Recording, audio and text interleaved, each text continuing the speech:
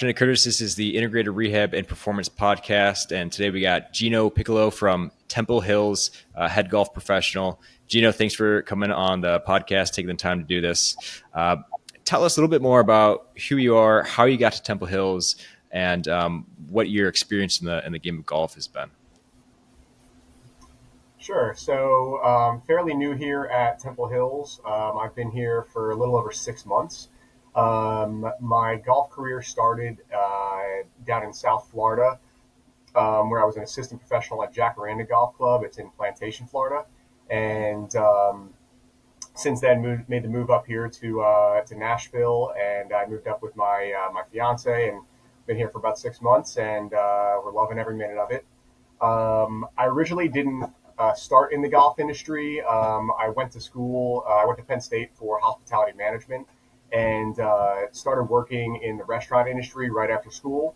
After I worked at the first one I started at was J. Alexander's, where there's a couple of them here in Nashville. After I started with them and they moved me around to a couple different locations, I tried my hand at a couple different style restaurants, a couple different hotels, and just kind of lost interest in the industry, and was kind of looking for something else. And I had been playing golf since I was 13. So I always kind of had that in the back of my mind that maybe I could make a career out of it. And when I started working at Jacaranda as an assistant pro, I hadn't had any really experience working in the golf industry, and kind of started from scratch. I was able to pass my PGA playing test right away. And, I went through the program. It took me about 4 years, and then became a PGA member. And, that's the extent of my golf career there. I was a self-taught player when I got into the game. My friend had bought me a set of clubs, and I was coming off a really bad injury where I couldn't do any contact sports. And I was a baseball player growing up, so it was, I guess, kind of an easier transition. But had to teach myself a lot of technique, and a lot of my learning was through Golf Digest. They always had and they still do, they have really good articles in there, just about a bunch of different techniques for different kinds of shots, and how to play the game correctly and how to lower your scores. And I would kind of take one or two of those tips every time and go to the range, try it out, work on my game. And I was always a big practicer. I like to practice and work on my own game on my own, but kind of looking back, it was probably naive of me, because I think if I had a coach, or if I had someone guiding me through the process, I probably would have learned everything that I know right now, but learned it a lot quicker. And I probably would have had a more diverse set of techniques as well when it comes to teaching. So I took my first lesson as I was going through the PGA program, probably 2 or 3 years ago. And when I started out at Jacaranda, I was given the ability to give lessons. And when I started, I really didn't know much about teaching the golf swing, or any kind of components of what makes a good player good. And as I kind of started going through the program, learning more techniques and educating myself, a lot of that became a lot easier, and a lot of it was trial by error when I first started. But I'm here now in Nashville, and the last 6 months have been pretty busy here at Temple Hills. Obviously we were going into our kind of busy part of the year, and being a new employee here with Temple Hills, with our parent company Invited, and then my first head pro job as well.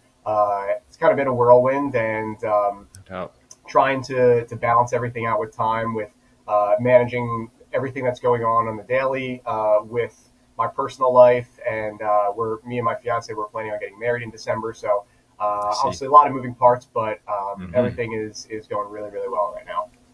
Okay, very good. That is a lot going on there, and it's all going to crescendo there in December. So congrats on that. So very good. Your experience growing up with golf, it was kind of just something that you did, but it was never your main thing, right? Until you had mentioned, until recently, you were in the hospitality business. Have you come across the book Unreasonable Hospitality? I have not, no. Okay. It's a good one. Maybe you don't care so much about it anymore, but I found it a fascinating book. There's an audio book. I think it's on Spotify. Maybe it might be for free. I just found it very interesting. But anyways, back to the golf swing. When it comes to your teaching and coaching, and you're giving lessons there at Temple, correct? Yes. Do you take outside members as well, non-members? At the moment, we do not. We only teach in-house members. Just the Temple folks. Gotcha. What is something that you've noticed going through learning more techniques to teach and then actually giving more and more lessons and teaching more and more, your experiences as a golfer and self-teaching yourself? What is kind of, how would you describe your coaching or teaching philosophy? Well, I would say I don't have I feel like I don't have the same philosophy for every student, and maybe that is my philosophy is Right. being able to have different methods and different ways to approach different problems and communicate with different kinds of members. I usually like to assess every person like they're a brand new story, and there's some teachers that are out there that they have a system or they have a regimented way of performance of getting their player to where they want to get to. And, if they have proven results, then you can't really argue with that. But I think in this time of where we're at in golf and instruction, a lot more different kinds of people are playing golf now. There's a lot more, obviously, a lot more juniors, a lot more ladies, a lot more kind of all across the board, different demographics. And I think if you have one teaching methodology for everybody, sometimes people don't fit into that mold correctly, and you have to be able to adjust. So I would just say that in terms of my personal philosophy, I like to make sure I go through a thorough interview with the student first to find out their goals and what they're looking to get out of the lesson or what they're looking to do in their golf career. And then kind of base the instruction off of that, because what I've kind of understood is that there's going to be certain people that they really want to get better, they want to practice, they're going to take everything that you tell them, and they're going to consistently work on it for the near future. And then there's also a handful of people that aren't as serious, and they use a lesson for multiple different outlets, but sometimes people want a lesson just because they want someone to observe their swing, and they want someone that they trust. They want a golf buddy to just kind of talk with them about what's going on, and they might get out of that lesson and they might not practice or change anything that you guys talked about, but they're going to go out there and at least they're going to enjoy the time together with the coach. That's part of what I've seen kind of in the last 6 years of me teaching. And so I think it's really important to kind of understand the motivation level of the student. Obviously, if you know that somebody probably isn't going to be able to practice more than a couple times a week, and they're more of like a weekend player. They come out once or twice a week, and maybe they hit a couple balls and then they go out for their normal tee time. I don't think you can kind of really give that person the same instruction and guidelines as if you have someone who is going to be a grinder that wants to practice every single day. Right. That is really they're really aware of their technique and how their body moves. Other people, they don't want to think about it that much. They want to know why the ball's flying a certain way and how to fix it.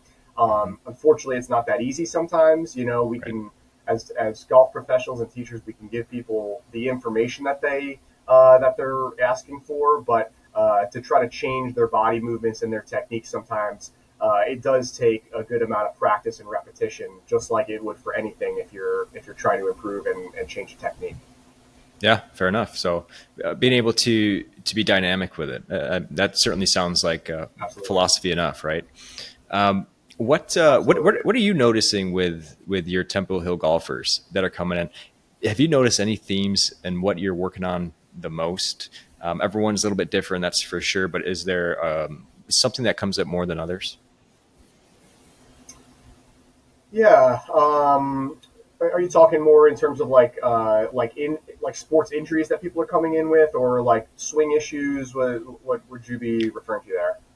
Both. Let's go with swing issues first. What's the big miss or Okay. the mechanic that you're working on the most? Yeah, I think one of the major issues is probably just dealing with grip tension. Mm, I think a good amount of people out there that are maybe newer into the game of golf, for some reason, they have a tendency to grip the club harder than they need to, interesting. because it gives you the idea that you have a little bit more control. Um, but what I've experienced is that I'll kind of start a lesson with somebody.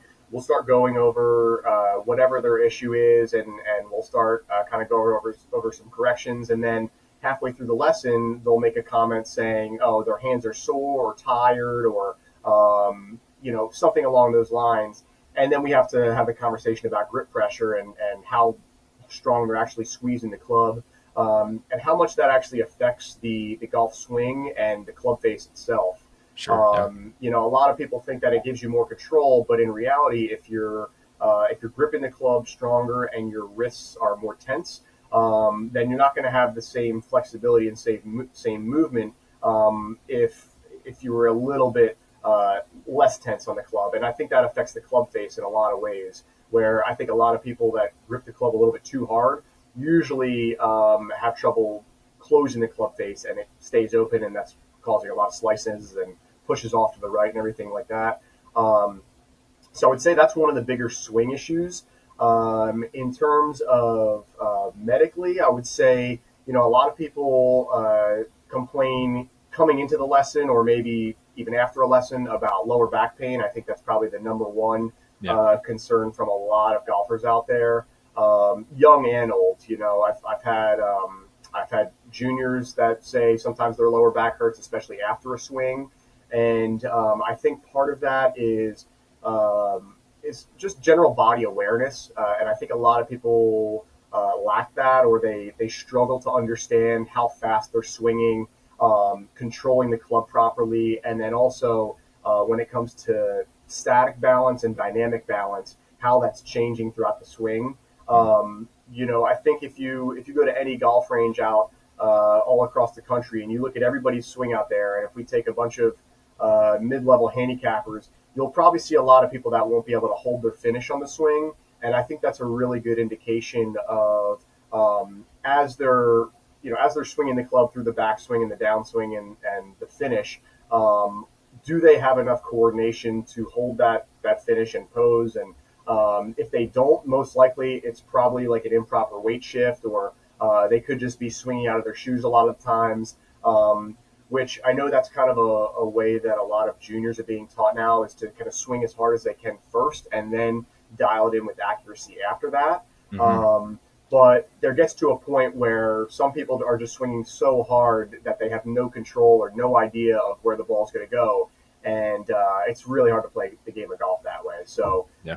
if I had one tip for anyone struggling with just contact, direction, balance, or just overall smoothness of the swing, I would just recommend to probably just dial it down a notch or two, and work on making a smooth swing where if you have an iron, you can brush the grass a little bit and you can hold your finish. If you can kind of do those two things, I think it alleviates a lot of problems, and it probably alleviates back pain as well. Yeah.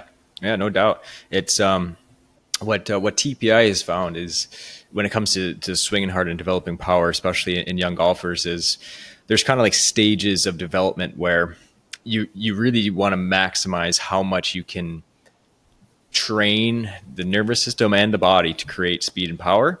But there is this kind of give and take too, where that can't be the technique, right? That can't be the finish of the technique. Is just swinging as hard as you can. When it comes to training, I think that might be what gets missed, is we're missing a little bit on the training side of the youth and developmenting young golfers, where we do need to take advantage of these developmental stages to input speed and power as much as we can. But that probably fits better on the gym floor, right? In the training sessions, as opposed to on Yeah. the technique portion. Now it has to translate to the swing. So of course we got to do that with the swing as well, but that could be more of a regimented practice as opposed to building that into every single technique session that you're doing is also involving the swing speed and power. So being able to blend those two things, and as instructors start to appreciate more these stages of development and taking advantage of these gaps that you can't get back, right, in development, where you need to push the pedal down, and just to say, hey, we appreciate this, let's start training them, but making it happen in the gym and having extra time to do that, and not have it be such a critical part of the technique part as well. And that's kind of what you seem to be picking up on too. So it's really just comes down to options and how much people are willing to invest in developing their kids for the game of golf, to really optimize that. But grip tension, that's very interesting to mention that. And from what you're describing, I was kind of picturing myself, and I think it makes a lot of sense. That tends to be my thing, a little push and some slice. And for me, it always comes down to what's happening in my hands. And I know that the swing is going to go very wrong when I'm at the top of the backswing. And the feel that I get is what is happening in my hands. And when weird things start happening there, then I know, and it's a recurring thing. Okay, this is going to be a bad swing. So something I'll have to look into a little bit closer, grip strength. But that makes a lot of sense. Low back pain, definitely what I can agree with you there. From what I'm seeing with Nashville golfers is getting a lot of young and old low back pain, chronic and acute, right? So something that just happened last weekend on their golf trips, as well as they've had it for the last couple of years. It just doesn't really go away. Sometimes it'll stop them from playing around. Other times they can get through it. So yeah, building that mobility, stability, strength, motor control, and then getting them in front of an instructor to take care of the details of that swing, to make sure that they're applying these new mechanics and mobility to actually changing their swing. It can be subtle, right? Just to make sure that we're actually creating power in the right way, not just trying to use low back and other compensations to make that happen. So from what you're seeing, and I can kind of say I'm seeing it on my side of things as well. Very good. So with your instruction, you're noticing grip strength. Is there anything else, old, young, that you're noticing in terms of Temple Hill golfers, specifically that the course is giving them issues on, right? Is there anything specific to Temple Hills that you need to be very good at doing this if you're going to score well here at Temple Hills? It's a good question. With 27 holes, you guys got a little bit more than everyone else. Maybe there's enough variation in there that you just got to be well-rounded. Yeah, I definitely think that if you want to play well at Temple Hills, you have to have a well-rounded game, and you have to be comfortable with elevation change on certain shots. But honestly, I can't think of anything in terms of medically that's a typical problem just because we're at Temple Hills. I mean, I would think, I haven't played too many of the other courses around here in the Nashville, Franklin area, but I know for our 27 holes here, there is a good amount of undulation through the fairways and going up to a lot of the greens, and it's a pretty difficult walk. We do have a good amount of our members that walk here, whether it's carrying their bag or most of them take a push cart or electric push cart. I've walked the course once or twice, and it's pretty challenging. I think that that can affect golfers in positive and negative ways. I think when you're walking a course, as opposed to riding, I think it gives you maybe a better perspective for yardages and for just enjoying a little bit more of the course, just because I guess you're seeing more of it as opposed to just riding on the cart path. But at the same time, I'll take a page out of my book from my high school playing days. I remember playing certain high school matches or just walking with some of my buddies where, you get pretty fatigued out there playing around a golf, carrying your bag, and, hitting anywhere from 70 to 100 shots every round. So, I think a big thing here at Temple Hills for our walkers and really for anybody walking any course out there is hydration. I think that's key. Hydration and nutrition. That's something that I think when you're a kid, you don't really think about as being important, and you can kind of tough it out a little bit. Right. But as you get older, you start to fade a little bit quicker without those proper nutritional aspects. So, that's one thing I always recommend to anybody who's walking courses. Number one, just be properly hydrated, have plenty of water, or if you have some kind of Gatorade with electrolytes, that helps as well. And then having some kind of either mid-round snack or, after a couple holes, you have a handful of nuts or some kind of granola bar, banana, any kind of fruit. I think that you might not think that it makes a big difference, but I think when you don't hydrate and you don't eat nutritiously, that's when you feel the difference. That's one thing I always try to recommend to anybody, and I think all golfers could probably get better at that. Is just taking a little bit better care of their bodies on the course while they're playing to maximize their potential in their game. I see. Yeah. When it comes to you personally, you had mentioned walking Temple Hills once or twice, and what with your game in particular, what are some things that you're working on at the moment? Is there anything that really stands out that you're fighting? Well, I played my first 9 holes in a couple months actually this morning, so I can say I've got a good amount of stuff to work on. But nothing in particular. I would say when I first got here to Temple Hills, I had to go through a pretty big learning curve. Coming from South Florida, where everything is really flat, and the grasses are a lot different. The course that I played on, we had paspalum fairways, which everything was always, nice and fluffy sitting up every time, and we had Bermuda greens. Now coming over here to Temple Hills, where we have Bermuda tee boxes and fairway and rough, and we have bent grass greens. That was a big change, just to kind of to putt on different grass, to chip out a different grass. That was kind of a learning experience, and then also the fact that when I first got up here, it was January, and average temperature probably 35, 40 degrees. Understanding how different the ball flies here versus in Florida when it's 95 and humid. Right. That was a tough learning curve. And then kind of to add to the confusion, I had signed on a deal with Callaway in the beginning of January as well. So I got all new clubs. And so kind of understanding how different my game is here in Tennessee with my new set of clubs versus what it was back in Florida.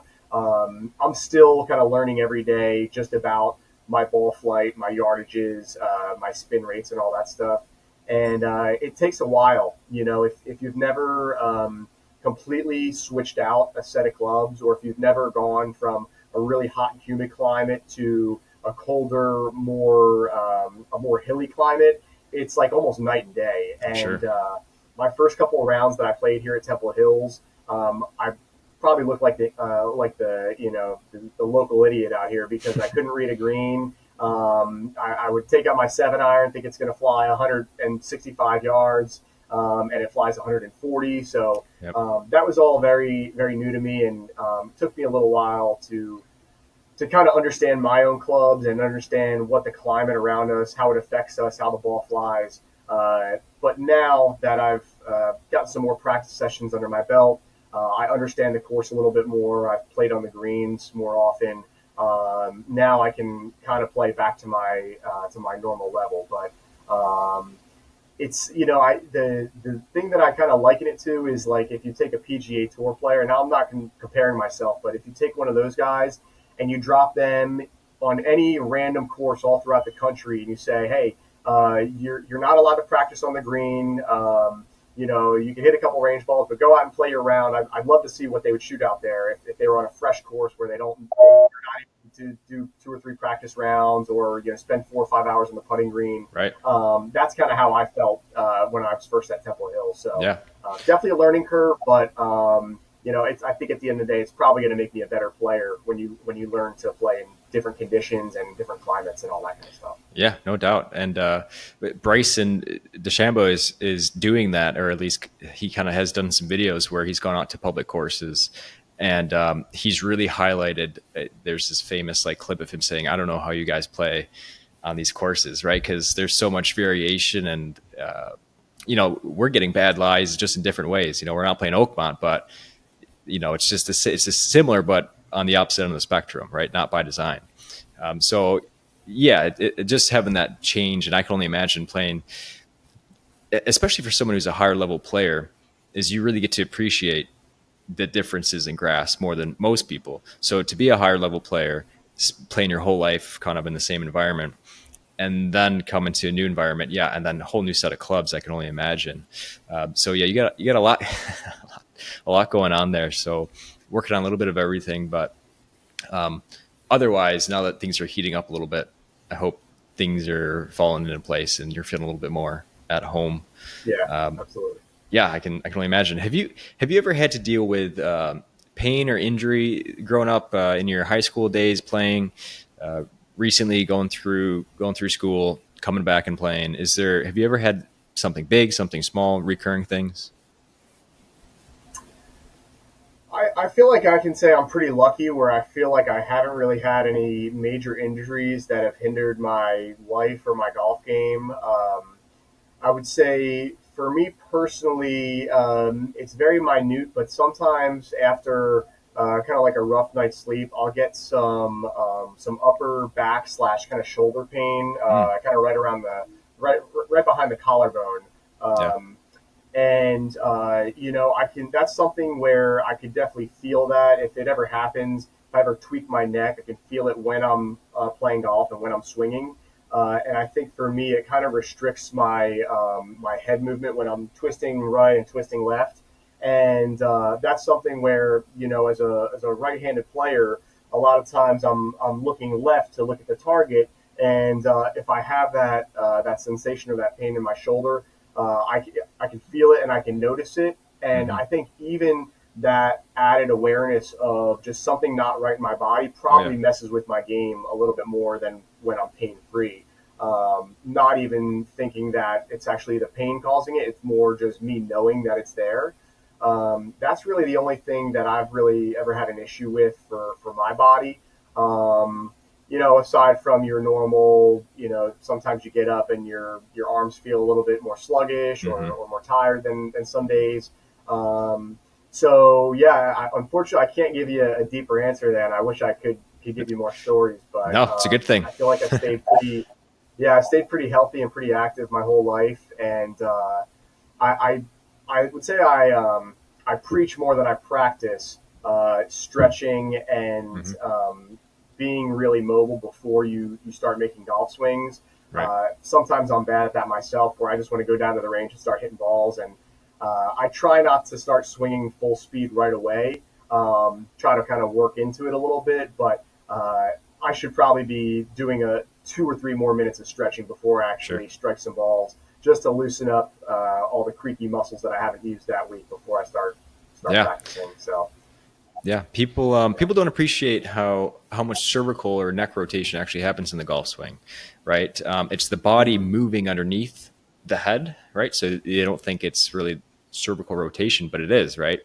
The joints need to do the same thing. They don't know the difference. So when you're going up into that backswing, you're looking left, and when you follow through and you're keeping your head down, you're looking right. Again, the joints don't know the difference. So we require a ton of cervical rotation to swing the club without compensating. And when we start messing with our eyes, right? Because if we can't achieve that cervical rotation and the head starts to twist with our body, you the who knows what's going to come next, right? The compensations that the body will go through to try to get that eye or head back on the ball, right? Or to try to figure out where it is in space again.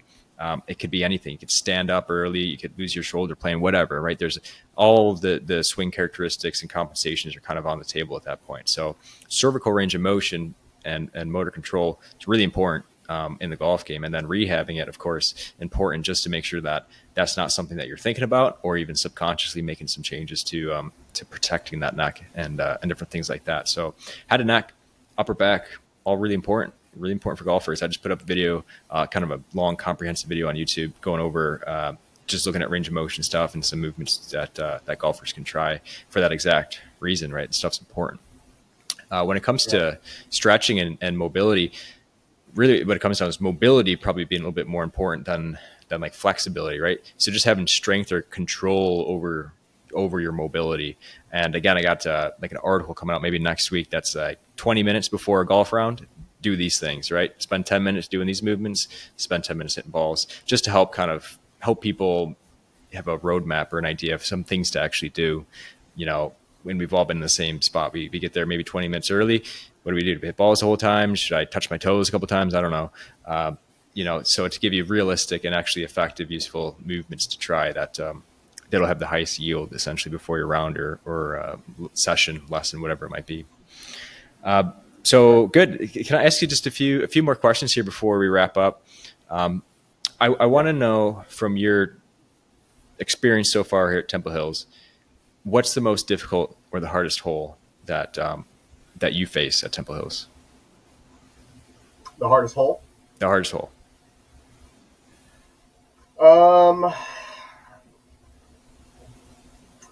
Well, I'll say this. Our course isn't terribly long, even from the back tees. So for someone like me who I usually play the back tees, and for a PGA professional, I'm not the longest guy out there. I usually hit my drives about anywhere from 260 to 290. There's not too many holes that trouble me for length out here, because I could usually hit a decent drive and still have less than 150 in. But I would say on our 19 side, which is Dogwood, our 24th hole, it's a par 5, so it's kind of a dog leg left, and then kind of swings back up right, and it's very steeply going uphill. Even though it's a par 5, which sometimes people think par 5 should be a little bit easier because you kind of have an extra shot to get to the green. The length of that hole is pretty challenging. And then once you get all the way up to the top of the green itself slopes from back to front, and it can be quite tricky. And I'm sure I'll start realizing here, now that we're in the summertime, the greens are going to get baked out a little bit. They're going to get a little quicker. And I'm sure something like that is going to play a lot harder than it is even right now. And then you got to carry water, if you're playing the back tees for the first 220 yards of the shot. So I see. That's a challenge as well. I would say on our one side, which is Deer Crest, it's the sixth hole usually gives me a little bit of trouble. Dog leg right, also kind of going uphill, and then the green is kind of funky. But it's just one of those holes where, for me, the tee shot, it fits my eye. I like how the hole looks. Everything is kind of sloping from left to right. But then even if you find yourself in the middle of the fairway, the entire fairway is sloped from left to right. And it doesn't give me a great visual, or it doesn't give me a great feeling approaching the green. I see. And it always gives me problems when I step up to that shot, even if I have a flat lie in the fairway.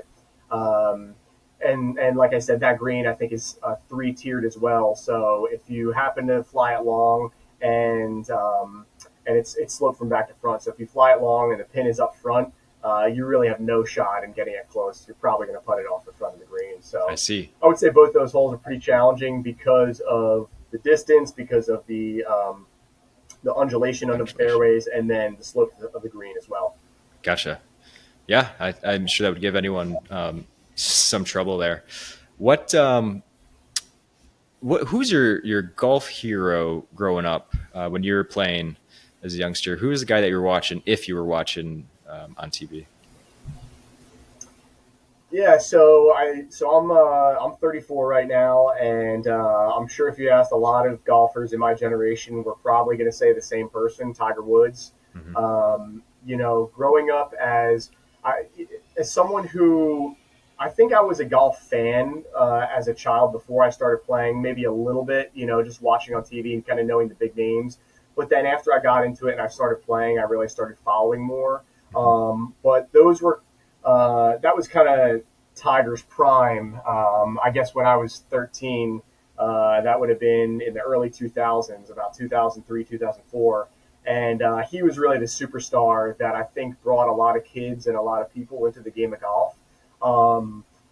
Even if I think for a lot of people, even if they didn't know a handful of golfers, they probably knew who Tiger Woods was just because of how dominant he was, because of how, he was the Michael Jordan of golf, right? With his advertising, with his branding, and then obviously because of his success. So He was probably the guy that really got me into it. I think we all kind of wanted to be like him, and I didn't really focus at all when I was growing up, and then even into my teenage and young adult lives into any particular coaches or really any greats of the game. It was really Tiger was all I really knew, and Right. then as I got into the game and started learning more of the history, I started kind of looking into Ben Hogan more and Jack Nicklaus, and I've read a couple of their books and Arnold Palmer. You start to realize that there's so much great history in the game of golf,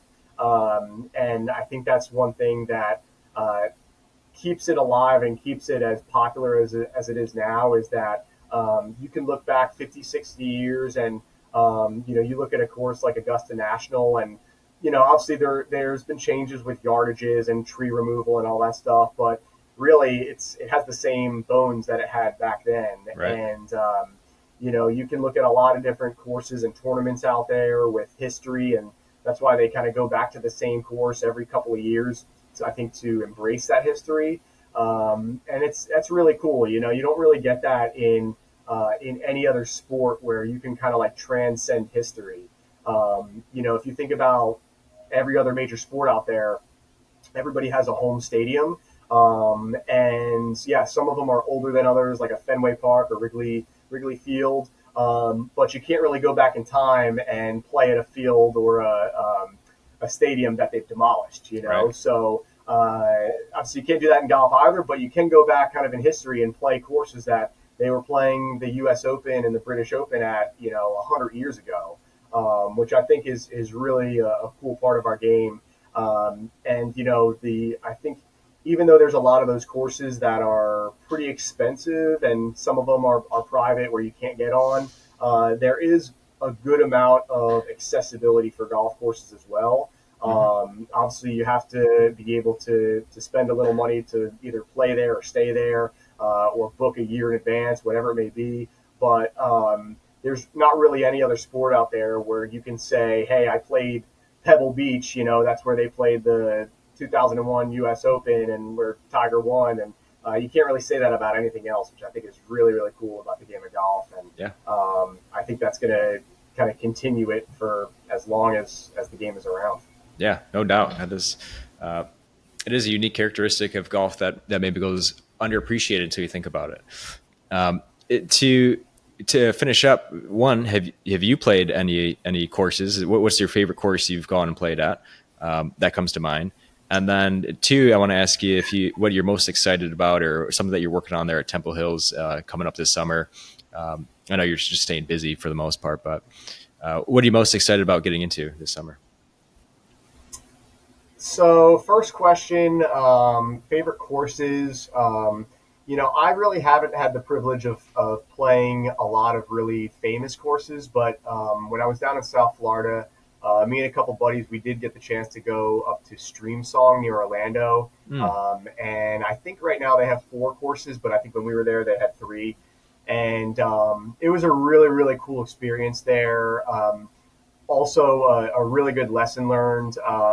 There's a lot of undulation in those fairways, and to walk that course is pretty difficult. I see. Me and my buddies, we didn't know that going in there, so we said, "Oh well, we're going to save some money the first day. We're going to walk. We're going to carry our bags, and then maybe the second and third day we'll look at getting caddies, or we'll look at getting push carts or whatever." And yeah, that first day it was a bear walking that course. I see. I mean, it was also in the middle of summer, 100-degree heat in South Yikes. Florida, so we were pretty drained after that. But then the second and third day, we ended up getting push carts. We got some caddies, which helped out a little bit. But really, really cool, different course, just stuck in the middle of Florida, kind of in the middle of nowhere. And I believe it was built on some old salt mines. So Mm, you get a lot of different visuals that you don't normally see in kind of public golf South Florida, where I was at. And it was really cool to be just out there in the middle of nowhere. It's very peaceful. You feel like you're just a part of something a lot bigger than you are when you stand on a green and you kind of look out and you can see for miles nothing out there except kind of like wasteland. sure. was a really, really cool experience. Yeah. And the three courses that we played there are all slightly different too. And they do it really well there, where they have everything on their property and their facility, so you don't ever have to leave. And Hmm. it was done really, really well and set up really well. So that was one of my favorites. Very nice. Yeah. Um, yeah. Second question, stuff that we're excited about here at Temple Hills. Um, well, we went through our member guest tournament already, which is one of our bigger tournaments of the year. I think you were on a driving range for part of that, That's and right. it went really, really well. I think everybody had a really good time, and we saw a lot of really good golf. We have our club championship coming up next weekend. So that's obviously a really big event that I think Yep. we're going to have the golf course looking really, really good for next Nice. 5 or 6 days. Should be really nice here. Um, and then other than that, I'm really looking forward to this summer. Just, I hate to say it, but starting to play more golf. There you go. The last 6 months have been a lot of planning and a lot of kind of operational things that have needed assistance here. And I think now that I'm starting to get a better handle on my staff and the product and our membership here, and kind of the best place to put myself throughout the day. I think I'm going to have a little bit more free time where I can start playing with more members, and Yeah. that's really that's half the job, is just being able, number one, to play good golf, but also to be able to play with the people that love playing here at Temple Hills. And I'm really excited to do that this summer, and just play a little bit more than I have been. And I'm a summer kind of guy. I like it when it's warm and hot, and I don't mind sweating. So excited to go out there when I don't have to wear a pullover and There you go. winter gloves and all that good stuff. Yeah. So, but aside from that, just excited to keep up some good momentum, and I guess we're already looking into kind of 2026 for a lot of different things. Setting up different tournaments and events, and just trying to stay positive and kind of keep everything moving in a really good direction. Yeah. Very good. Yeah. Sounds awesome. I'd be very excited to see you get out to play some more. I'm rooting for you there. Yeah. Is there one good place for people to go to learn more about Temple Hills, or working with you through Temple Hills, or just learn more about what you're up to? Um, I don't really have any sources of information right now. I am on social media, but I don't really use it as a golf outlet as much as I should. Gotcha. Mhm. So that's something that I feel like personally and maybe professionally as well, that we need to work on here at Temple Hills, is maybe just being able to give a little bit more golf information or swing tips or course Sure. etiquette things, whether that's on our social media or just on message boards or weekly newsletters, things like that. I think a lot of times in our daily grind, things like that might get kind of pushed to the side, but they are very helpful to a lot of different people. And there's plenty of people here and all around probably Nashville and the world that have a lot of free time on their hands, and they're always on their phone scrolling for the next best tip and Right. piece of information. And I'll do, just for you, Nick. I'll do my best to work on that for All the right. next couple of months here. I'll try to beef up my personal social media golf information. Perfect. Perfect. Happy to inspire. Uh, well, very Yeah. good. I'm looking forward to that as well. You'll be playing more golf. You just get to take some videos while you're doing it, and give people some tips, and you can knock out both at the same time. Uh, There we go. Yeah. well, awesome. Thanks for doing this. I appreciate you coming on and sharing some knowledge and some background. And I look forward to you playing some more and seeing some of your content pop it up on Instagram or whatever it might be.